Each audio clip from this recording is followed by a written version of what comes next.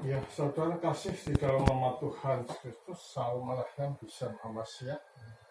Kita ketemu di sini dengan acara baptisan Masih Ampon. Siapa yang Deborah, yang satu siapa? Pak Wijianto. Kita sebelum dalam tradisi gereja, sebelum kita baptis, selalu ada pengajaran supaya tahu landasan gereja itu bagaimana, baptisan itu lambang atau bukan. Kita akan kupas tuntas di sini, dan saya mohon tanya sebanyak mungkin pada supaya tahu landasannya. Nah, sebelum kita mulai, Mas Albert tolong dibuka dalam doa. Mari kita berdoa. Bapa yang ada dalam kerajaan surga, kami menyerahkan sepenuhnya dan pengajaran ini untuk berlangsung dengan lancar dan hikmat. Bahwa berkati Romo sebagai pembimbing atas pengajaran itu kepada kami semua, dan Tuhan sertai dan bertata atas kegiatan ini. Dalam nama Tuhan Yesus kami menyerahkannya. Haleluya. Amin. Saudara, ada orang berpendapat bahwa baptisan itu lambang, baptisan itu simbol. Permasalahannya adalah, apakah betul bahwa Alkitab itu mengatakan bahwa baptisan itu simbol? Coba dibaca di dalam Matius 28 ayat 19 sampai 20, bahwa buku you have to wait to open your Bible so that everything will be proof.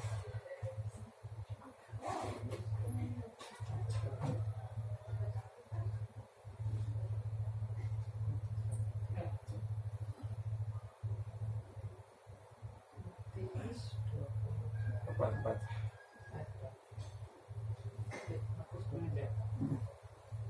Ya, keras. Ya, Matius 28 ayat 19 sampai 20. Matius 28 ayat 19 sampai 20.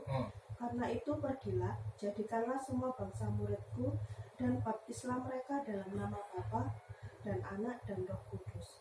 Dan ajarlah mereka melakukan segala sesuatu yang telah kuperintahkan kepadamu.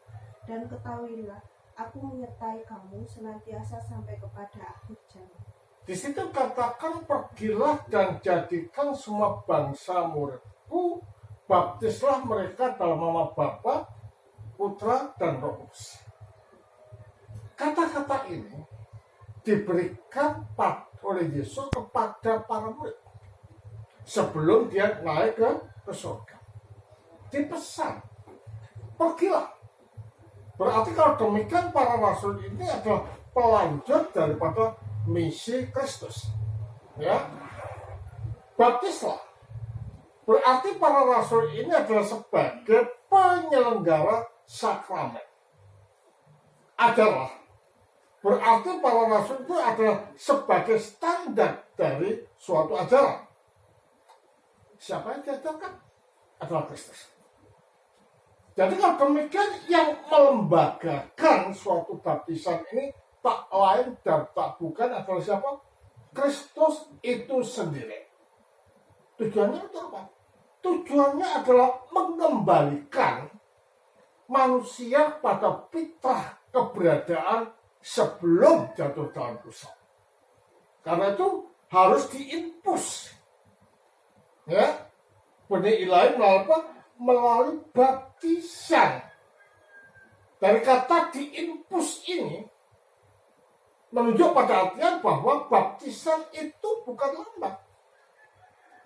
Ya, baptisan itu bukan simbol. Coba dilihat di dalam Roma 6 ayat 4 dan 5.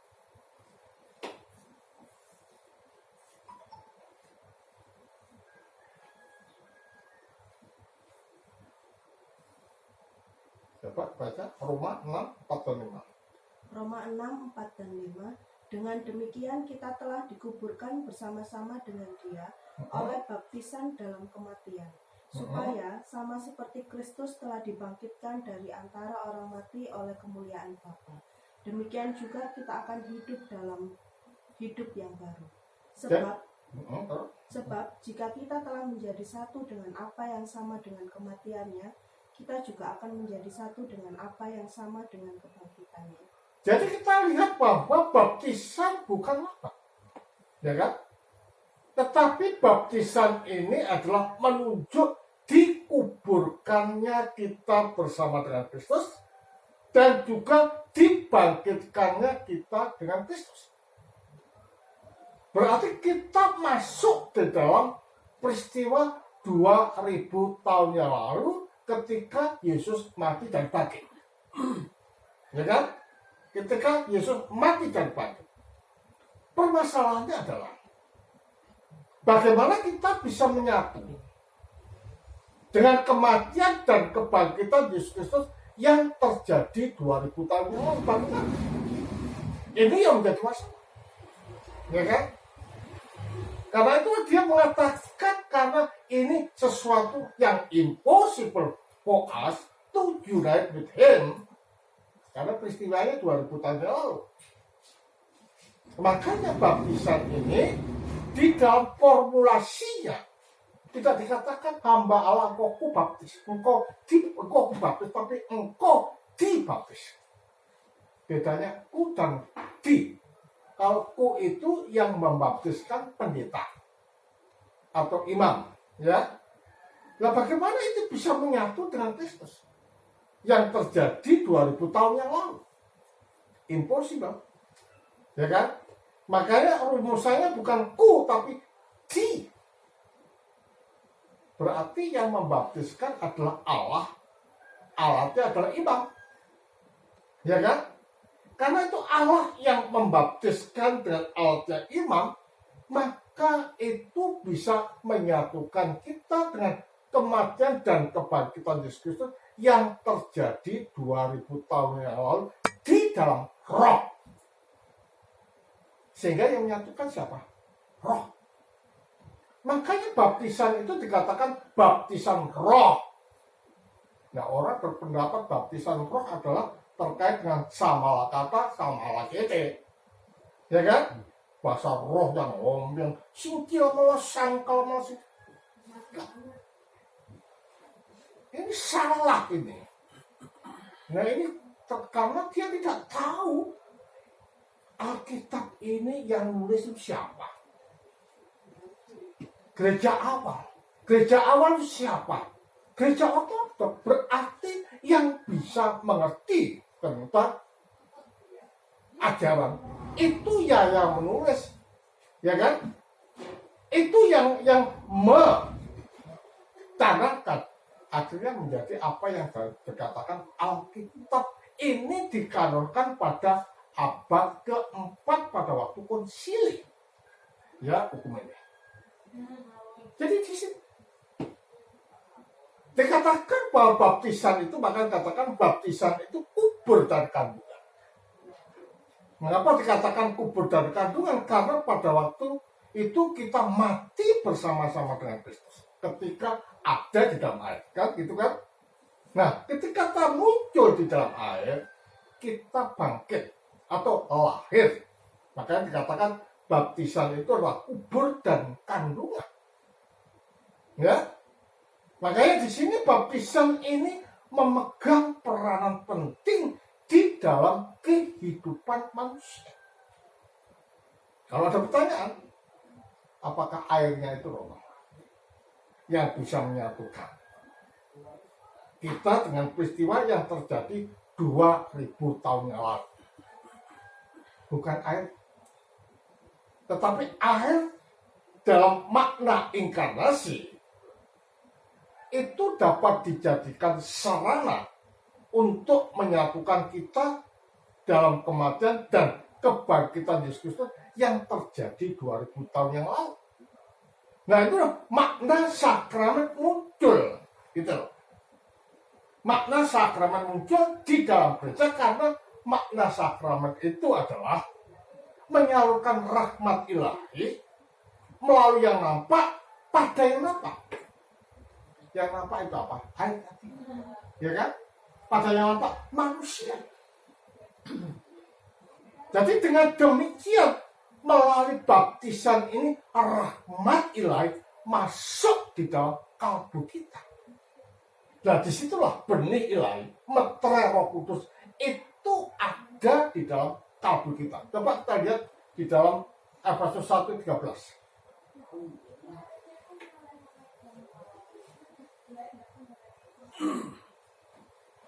Ya, Efesus 1 ayat 13.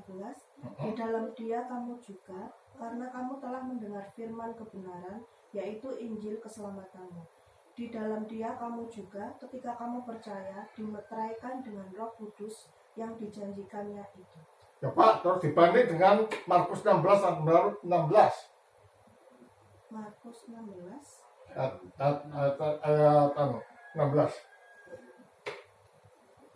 Siapa yang percaya dan dibaptis akan diselamatkan, tetapi siapa yang tidak percaya akan dihukum. Nah, jadi kalau demikian tidak hanya percaya, tetapi dibaptis. Sebagai apa? Sebagai suatu bukti akan iman percaya. Ada orang mengatakan, percaya saja bisa selamat. Siapa bilang? Alasannya adalah dengan pencuri yang disalib itu, ya kan? Belum sempat dibaptis. Itu tidak normal. Normalnya orang harus dibaptis. Karena Pak pencuri kan nggak ada kesempatan untuk dibaptis, ya kan? Makanya tidak bisa dijadikan alasan bahwa kita percaya saja pasti selamat. Nggak ada kitab seperti itu. Nggak ada. Tetapi percaya dan dibaptis. Berarti kalau demikian arti keselamatan itu tak lain dan tak bukan adalah penyatu tunggalan kita dengan Allah melalui apa? Titik pijak Yesus. Jadi kalau demikian keselamatan itu sosok atau konsep. Kira-kira sosok atau konsep keselamatan. Bingung kan? Coba dibaca di dalam Kisah Rasul 4 ayat 12.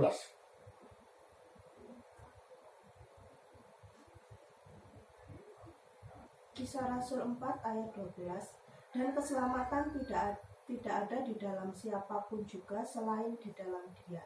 Sebab di bawah kolong langit ini tidak ada nama lain yang diberikan kepada manusia yang olehnya kita dapat diselamatkan. Siapa? So. Ya. Jadi keselamatan ini sosok. Nggak orang sering bicara keselamatan adalah. Itu kan ideologi, itu gagasan. Di dalam Alkitab tidak dikatakan bahwa keselamatan itu ideologi atau gagasan atau pendapat orang. Keselamatan itu adalah sosok. Jadi kalau demikian, selamat dan tidaknya kita tergantung pada menyatunya kita dengan sosok siapa? Yesus Kristus. Dengan menyatunya kita dengan sosok Yesus Kristus, maka di dalam hidup kita yang nampak itu bukan kita, tetapi Kristus yang ada di dalam kita. Bahkan itu dikatakan sebagai jubah. Kita lihat di dalam Galatia 3:27.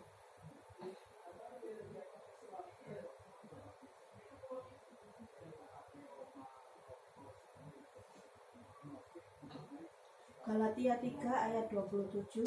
Karena kamu semua yang dibaptis dalam Kristus telah mengenakan Kristus. Telah mengenakan Kristus. Ya kan? Karena kamu yang semua yang telah dibaptis dalam Kristus telah mengenakan Kristus, atau dapat katakan telah berjubahkan Kristus. Sehingga kerak dosa yang ada di dalam kalbu kita ini tertutup, tercover oleh kesucian Kristus. Sehingga yang nampak kita ini adalah Kristus. Makanya kita dikatakan Kristus, Kristus kecil. Nah ini dengan dibaptisnya kita ini, kita dikembalikan kepada takdir. Takdir semula ketika manusia itu diciptakan. Kita lihat di dalam Efesus 1 ayat 4.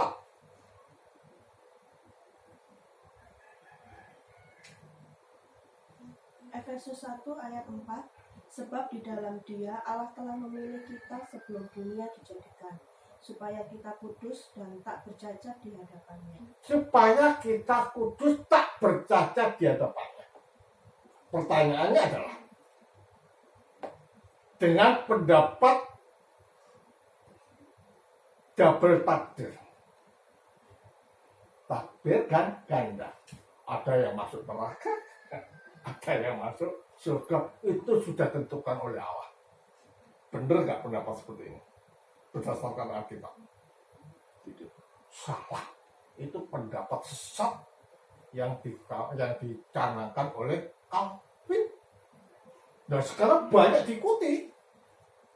Padahal takdir manusia itu adalah tak bercacat di hadapan Allah. Dan ini sesuai dengan apa yang dikatakan di dalam Kejadian 16 ayat 26 sampai 27. Bahwa baiklah kita menciptakan manusia menurut gambar dan rupa kita, diciptakannya laki-laki dan perempuan, diciptakanlah mereka menurut gambarnya. Artinya masih dalam tingkatan gambar, belum sampai rupa. Lah, gambar itu apa dan rupa itu apa? Ada yang dapat. Ketika Allah menciptakan manusia, ada kata-kata baiklah kita. Ini dipaparkan oleh Rita, ya, yang mengatakan itu Allah itu sedang rapat dengan para malaikat pada waktu menciptakan manusia. Lalu siapa malaikat diajak rapat sama Allah? Kalau begitu, pada waktu Allah menciptakan manusia tergantung pada malaikat. Malaikat ikut bertindak sebagai pencipta bersama-sama dengan Allah. Ini pendapat apa? Ya kan? Yang dicuatkan. Kata kita itu adalah menunjuk pada keberadaan Allah yang bersifat trinitarian. Di dalam Allah, kan ya, ada Bapa, ada Putra, dan Roh Kudus. Baiklah mereka dibaptis dalam nama, artinya satu kan? Tidak nama-nama seakan Allah itu baik, tidak satu. Karena memang Allah itu satu, di dalam Allah itu ada firman dan roh. Kalau firman dan roh ada di dalam Allah, itu tidak berarti tiga, tetapi satu. Hanya bedanya dengan manusia, kalau Bapa mempunyai hipostasis, ya, firman mempunyai hipostasis, dan roh mempunyai hipostasis, artinya mempunyai kesadaran akan aku. Kalau manusia kan nggak seperti itu, ya kan? Ya, suaranya Allah merupakan getaran yang ada di dalam kalbu. Lah, roh itu adalah merupakan prinsip hidup yang menghidupi manusia, kan gitu kan? Tidak mempunyai hipostasis. Lah, kok demikian? Ya justru di sini yang membedakan antara kita dan Allah. So, to understand God, we never to attain it. Ya, untuk mengerti Allah kita tidak mungkin dapat mencapainya. Allah itu beyond everything. Melebihi pemikiran kita, melebihi akal kita, melebihi khayalan kita, bahkan untuk membayangkan sedikit pun tidak bisa. Makanya kalau ada orang mengatakan aku melihat Allah, who are you? Kan gitu kan? Siapa kamu? Kan gitu kan? Karena untuk melihat Allah itu harus pure in that heart, murni di dalam pikiran, ya, suci di dalam pikiran, ya kan? Terus menunjukkan ketaatannya dalam pikiran. Makanya kehidupan manusia itu adalah kehidupan suci and everything, maka dikatakan gambar. Artinya image of the image. Nah, kita kembali kepada kita diciptakan menurut gambar. Masih dalam gambar, belum rupa. Gambar itu adalah refleksi pantul dari rupa aslinya. Ya kan? Kita masih di situ. Nah, untuk mencapai rupa ini harus melalui iji pohon kehidupan dan kematian. Ya kan? Jahat dan buruk.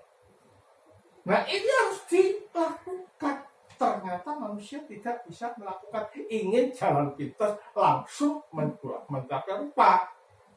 Makanya putus atau mati. Lah, kata putus atau mati di sini bukan berarti tubuhnya, tetapi rohnya. Ya kan? Rohnya itu mati. Rohnya terputus, rohnya terisolasi dari kesucian Allah. Makanya manusia bejat. Masuk di dalam lini kehidupan yang rusak, pikirannya rusak, ya, cara pandangnya rusak, tindakannya rusak, kehendaknya juga rusak. Nah, ini oleh Minos dikatakan sebagai kita masuk dalam posisi post-lapsahiyah. Nah, baptisan itu kita dikembalikan kepada posisi sebelum jatuh dalam dosa, yaitu post-lapsahiyah, keberadaan sebelum jatuh dalam dosa. Kita baptisan. Nah, makanya dikatakan, kalau kita dikatakan diciptakan gambar dan rupa kita, berarti manusia dikatakan sebagai image of the image, gambar dari sang gambar. Nah, ini harus mengatakan, ketika kita berbicara tentang gambar dan rupa, kita sedang berbicara tentang potensi.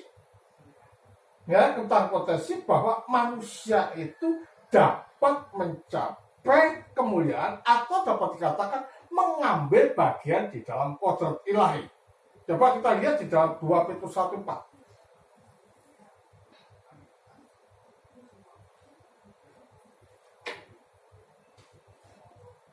2 Petrus 1 ayat 4, dengan jalan itu ia telah menganugerahkan kepada kita janji-janji yang berharga dan yang sangat besar, supaya olehnya kamu boleh mengambil bagian dalam kodrat ilahi dan luput dari hawa nafsu duniawi yang membinasakan dunia.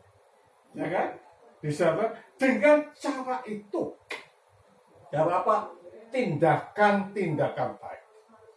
Ya, dengan cara itu artinya mengekspresikan hubungan Allah dalam dunia sini di dalam hidup kita.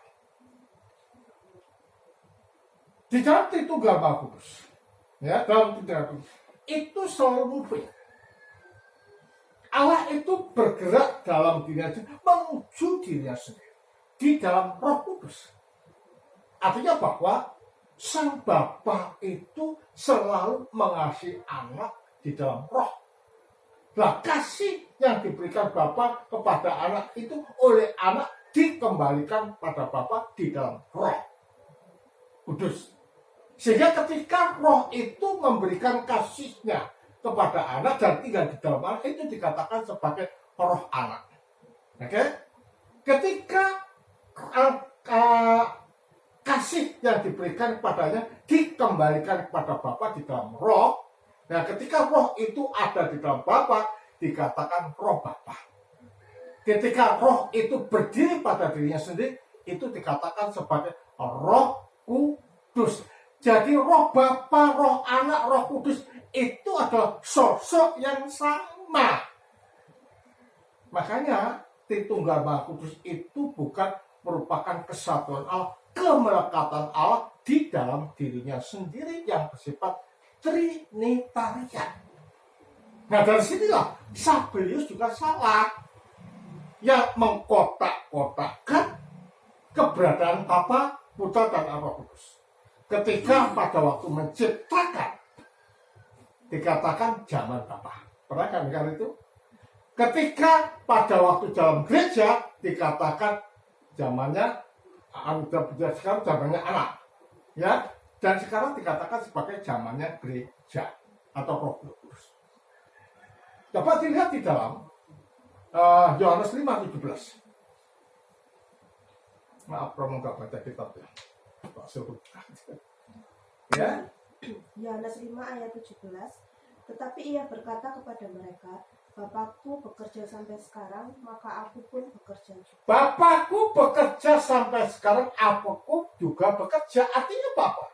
Dalam perjanjian lama dia bekerja, ya. Zaman perjanjian baru dia bekerja. Sekarang pun juga bekerja. Berarti zaman perjanjian lama, perjanjian baru, dan sekarang itu adalah zamannya Tritunggal Maha Kudus atau Allah yang esa, di mana di dalam Allah yang esa ada firman dan roh, ya kan? Nah, dengan demikian pandangan yang mengkotak-kotakkan seperti itu tidak didukung oleh Alkitab dan itu salah. Makanya dikatakan dibaptis dalam nama Bapa, Putra, dan Roh Kudus. Tidak dikatakan dalam nama-nama seakan-akan Allah itu banyak, tapi nama. Berarti kalau demikian ajaran Tritunggal Maha Kudus itu atau baptisan sedang menyatukan kita dengan Allah yang bersifat Trinitaria. Ya kan? Terus setelah itu apa? Ajarlah mereka. Siapa yang ngajar? Para rasul. Ya kan? Berarti kalau demikian standar daripada suatu ajaran tak lain dan tak bukan adalah para rasul. Sehingga kalau ada orang mengajarkan sesuatu yang lain dari apa yang diajarkan oleh para rasul, katakan sesat. Ya kan? Bidat. Nah, coba dilihat di dalam Galatia 1 ayat 8 sampai 9. Ya. Galatia 1 ayat 8 dan 9. Tetapi sekalipun kami atau seorang malaikat dari surga yang memberitakan kepada kamu suatu Injil yang berbeda dengan Injil yang telah kami beritakan kepadamu, terkutuklah dia. Seperti yang telah kami katakan dahulu, sekarang kukatakan sekali lagi. Jikalau ada orang yang memberitakan kepadamu suatu Injil yang berbeda dengan apa yang telah kamu terima, terkutuklah dia. Terkutuklah sampai 2 kali loh. Berarti kalau demikian ajarannya itu adalah ajaran para rasul sebagai standar kita bisa mencapai teosis. Bukan ajaran pendeta A, pendeta B. Ya kan? Ideologi pendeta A, pendeta B. Bukan. Tapi ajaran para rasul dan sekarang ini diajarkan oleh penerus lanjut daripada para rasul, yaitu para episkop, para presbiter, dan para rohaniwan yang lain, termasuk didiken. Makanya dalam gereja ortodok itu dari awal sampai sekarang tidak pernah berubah ajarannya. Ada mata rantai, siapapun yang mengajar itu sama. Mungkin ungkapannya berbeda ya ungkapannya, tetapi inti, the core, objective, the teaching is the same. Inti daripada pengajaran itu sama. Makanya di dalam gereja ortodok itu tidak ada namanya denominasi. Nah, denominasi itu hanya terjadi di dalam dunia Protestan, bukan di kita. Ada berapa jumlahnya? 63.000 denominasi. Kacau kalau gitu. Ya kan? Sekarang suruh mentafsir satu ayat aja. Pendeta A sama pendeta B pasti beda. Ya kan? Gereja ortodok tidak. The same thing. Mungkin the expression is different, but the core of the teaching is the same. Ya, jadi sama. Maka dalam gereja ortodok ini tidak ada denominasi. Ajarannya itu tetap satu dan sama dari dulu sampai sekarang, membuktikan bahwa Allah itu satu. Ya kan? Maka ajarannya satu. Allah itu satu, maka gerejanya itu satu. Allah itu satu, maka etosnya juga satu. Makanya ada 3 O. ortodoksia, ortolatria, dan ortopraksia. Para bapak gereja mengatakan bahwa kalau kita hanya belajar tentang ortodoksia tanpa penyembahan atau ortolatria, tanpa ortopraksia benar, dikatakan teologi setan. Ya, keras kan? Teologi setan. Jadi ajaran atau akidah yang ada di dalam gereja ini harus terimplementasi di dalam penyembahan dan kehidupan yang benar. Makanya liturgi di dalam gereja ortodoks itu selalu melandaskan dogma. Suatu misal, kalau nyanyian mengenai Tritunggal, Allah Maha Kudus, Sang Kuasa Maha Kudus, Sang Bapa Maha Kudus, kasihanilah kami. Ini kan dogma, ya kan? Jadi penyembahan atau nyanyian-nyanyian gereja itu tidak sembarangan seenak dewe. Allah Maha Besar. Besarnya itu apa? Dalam pengertian apa? Ini tidak bisa seperti itu. Tetapi itu fondasinya adalah Alkitab dan juga doktrin yang ada di dalam gereja. Kalau antara dogma dan penyembahan itu sama, maka itu akan merefleksikan tindakan dan sikap kita yang benar karena ditanamkan. Jadi ortodoksia, ortolatria, dan ortopraksia itu adalah menarik kita pada titik nol, yaitu keberadaan sebelum jatuh di dalam dosa. Jadi dengan demikian baptisan ini maha penting dalam gereja kita. Ada orang mengatakan bahwa setelah dibaptis pasti selamat. Ada orang mengatakan enggak.